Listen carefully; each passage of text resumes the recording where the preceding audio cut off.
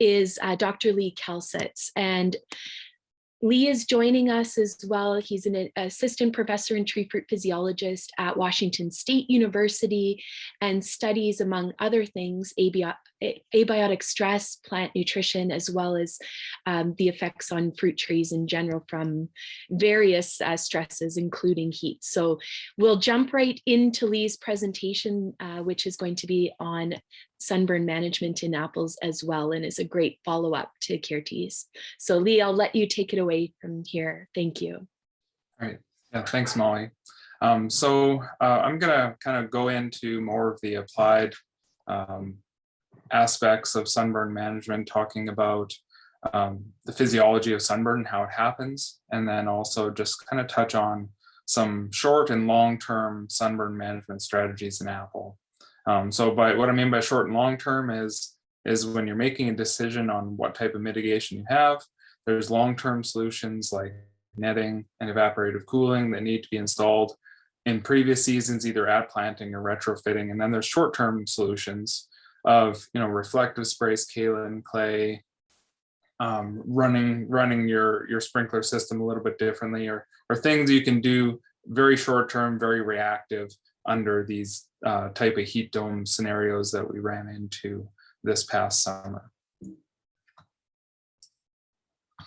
So apple sunburn is a function of, Curdy described kind of the model that has been established for that, but for sunburn development. But the two main factors are light, incoming light, and heat.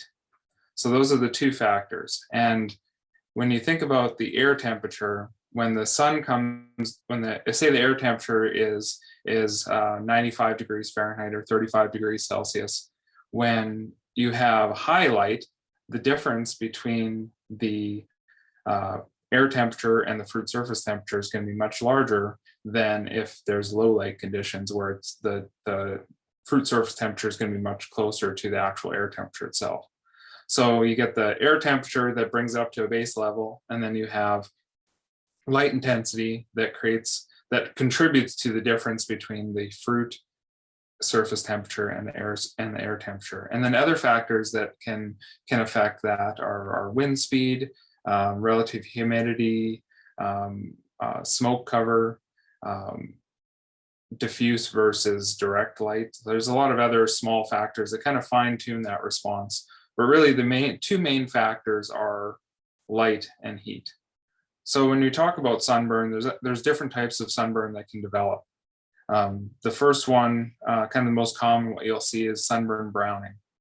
And that's where there hasn't been cell death on the outer peel, but it's been damaged, kind of like how your skin gets a sunburn in the summertime if you've been out too long. And it's contributions of heat and then UV light.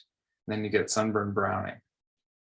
And then there's also sunburn necrosis. So that's purely heat driven. We saw a lot of that this year in June during that heat dome event, where the fruit surface temperatures exceeded that threshold of about 52 Celsius or 120 to 125 Fahrenheit.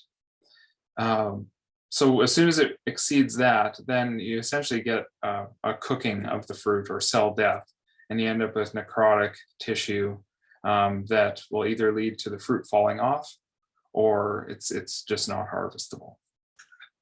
Then the last type of sunburn is sunburn you might see where fruit is on a branch that as it grows, it moves, and then it could go from a shaded conditions to full light conditions.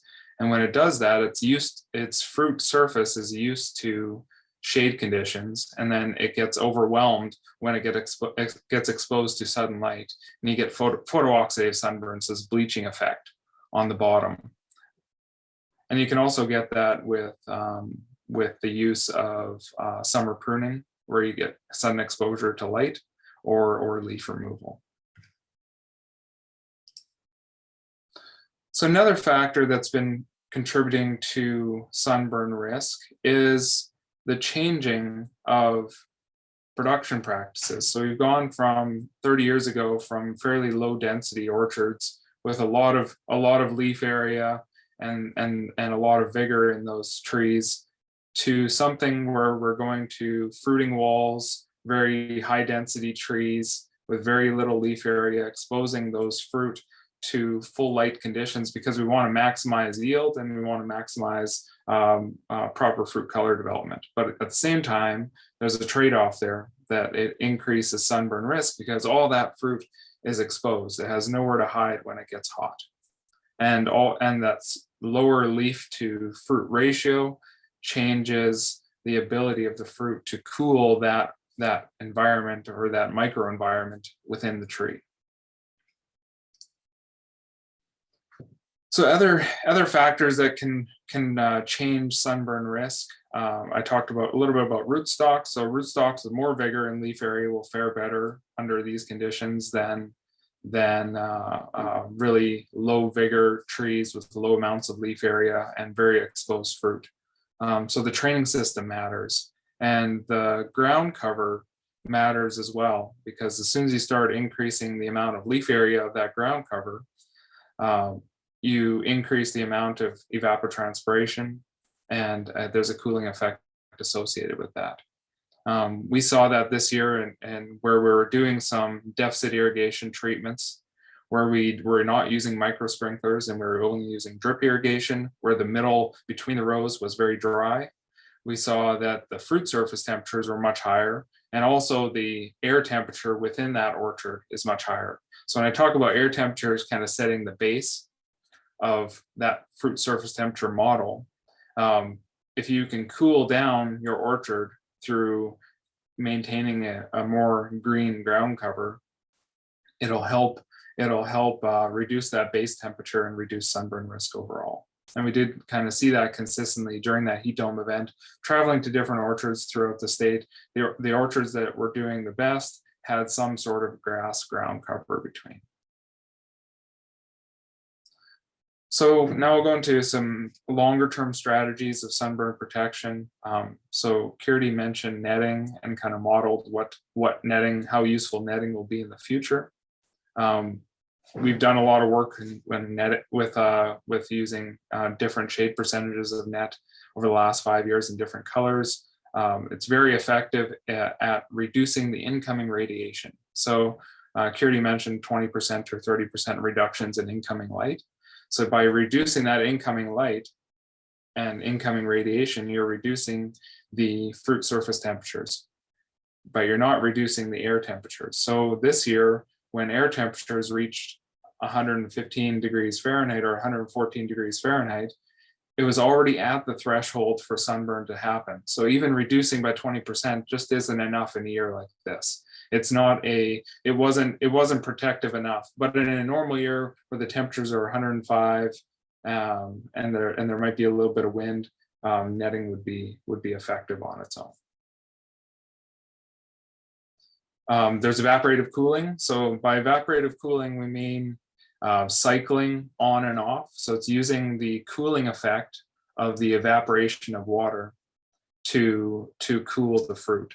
So it involves cycling, having maybe a 10-minute to 15-minute or 20-minute on cycle to wet the canopy, wet the fruit, and then an off cycle where you allow that to all evaporate and dry. And that on-off cycle is really important because if it's not on long enough, it's not wet enough to have that cooling effect, but also if it's off too long during that heat event and it's allowed to fully dry, well, that fruit surface temperature is going to rapidly increase. So if you are going to be using evaporative cooling, you need to make sure your cycling strategy is in sync with the evaporative demand or how quickly that the canopy will dry out. But if you have it in sync, it's very effective in reducing fruit surface temperatures and orchard air temperatures as well. There are fogging systems. So these are systems that are left on continuously. So they use much lower volumes of water, up to 5 gallons per acre per minute, using fine mist over top of the tree to cool the whole orchard. In general, these don't get the soil wet like evaporative cooling does. Evaporative cooling puts on more higher volume of water in a shorter period. Whereas these, as soon as they turn off, the orchard is essentially dry. It might be a little bit damp, but it's not soaking wet. It's not dripping if it's being run properly. One of the questions talked about mentioned kaolin clay or reflective materials. So this relies, this protective strategy relies on increasing the reflectivity of the fruit by spraying a white spray on it to reflect incoming radiation and help the fruit deal with all that excessive radiation that it's facing under high heat. And just like netting, where if the air temperature is approaching the threshold for sunburn to occur, this won't be a fully effective strategy in reducing sunburn because it only reduces the incoming radiation by a certain amount, unless you make it a completely white, but then it's also difficult to clean off. So there are challenges with using it and limitations in using just kaolin clay alone, but it is effective at reducing overall sunburn in a moderate sunburn pressure year. And then there's stacking strategies. So we saw this leading up to the heat dome. There are orchards in Washington that have both netting and evaporative cooling, or netting and fogging. And we found that these were the best because you get the benefit, the consistent benefit of reducing the incoming radiation while having the ability to cool further if needed. Another challenge with the incoming heat, and I'll just kind of use the 2021 heat dome as an example. So in Washington, I use Wenatchee, the Sunrise Research Orchard. So there's about 42 inches of water used between May 1st and October 31st. We normally would get about 2 to 3 inches of precipitation during that period. We got less than 1 inch of precipitation. So there was no reprieve or ability to catch up on irrigation from a rain event that we might normally have, where you get, a 1/4 inch or a 1/2 inch of rain, and you can run your irrigation to catch up and fill your soil profile at the same time. We just didn't have that this year. During the heat dome, there is about 2.3 inches of water use.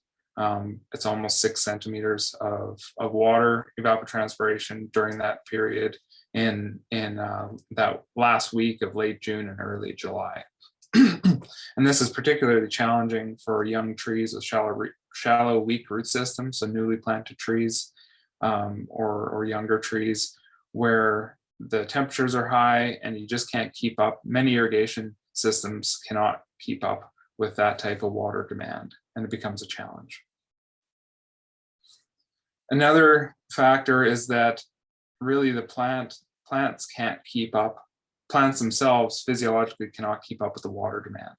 So when temperatures are high and the water demand is high, the vapor pressure deficit is high. Even though the soil profile is completely full, the plants start to feel stress, and that has implications on vegetative growth and also on fruit growth. So we saw that. This is an example from pear work with my postdoc Victor did on pears, where we had fruit dendrometers measuring fruit growth during that heat dome event. And you can see where the maximum daily temperature reached 45 degrees Celsius was the period where fruit growth rate was essentially 0. So the maximum air temperature during the day has implications on the daily fruit growth. Even though fruit growth happens primarily at night, we do see that air temperature probably pulls water out during the day, and then at nighttime it plays catch up. But it's not reflected in this data. But essentially, we're showing that higher air temperatures reduce fruit growth rate. So we see in 2021, kind of on a localized scale, this is just Washington State, but all the gray area on the left are all-time temperature records that were set during that heat dome event. So this is just one day, but we were between 113 and 115. But we also see that there's a consistent pressure so that heat dome in late June, early July, and then it cooled down, but it didn't really cool down. We maintained a pretty high temperature pressure all the way through until the middle of August. I think it was August 16th. And I think, one of the clear things of this is that what we felt this year is kind of going to be the new normal in 40 to 60 years from now. So just to kind of put that in context. This is just an observation. So I mentioned that ground cover matters. So this is in a orchard that was running deficit irrigation with or running just drip irrigation, did not have a ground cover. And you can see fruit surface temperature was 156 Fahrenheit or 69 degrees Celsius on that key hot day. And then, one of the questions that hopefully this comes up in the discussions is what happened to all the damaged fruit? And because it happened early in the season, which normally with this not considered a high sunburn risk period, the fruit's small, it's generally not susceptible to sunburn, but we had these exceptionally high temperatures led to really early and severe damage, which meant that a lot of that, what we saw immediately after is that a lot of those fruitlets fell off and or they were thinned off during cleanup prior to harvest. And it meant that all the fruit that would have been exposed, all that fruit that was damaged early would have been on the most exposed portions of the tree. And if all of that fruit fell off, we would see reductions in yield, but what we see in the packing house might not actually reflect all that damage because it fell off early. So it's, I'd be interested to hear people's observations on that and their experiences, because it's a little bit contradictory to what we see. And I'll just conclude it, Molly. And so really timing of the heat event mattered. In terms of short-term solutions, reflective sprays, UV blockers, there's products out there that do that. Maintaining between the row cover, and then move the sprinklers to above trees if you can. And then long-term, think about netting and evaporative cooling if that is allowed in your area. So with that, I'd be happy to answer any questions, or I can answer them in the chat. Great. Thanks so much, Lee, for providing an excellent overview of the practical sunburn mitigation strategies. We've had some really great questions come in on the Q&A, and I will leave those for you to answer in the Q&A box, but there's also been some really good answers provided by the previous presenters. So I want to thank everybody, and please keep the questions coming in. I'm sorry that we're running a little bit short on time to answer them live, but part of this afternoon's panel discussions, as well as the opportunity to have breakout rooms, is to try to facilitate some more discussion where we can really get into the practicalities. So Lee, thanks again. Great presentation. Always good to hear from you. And I will leave it there and we'll move on to the next presentation.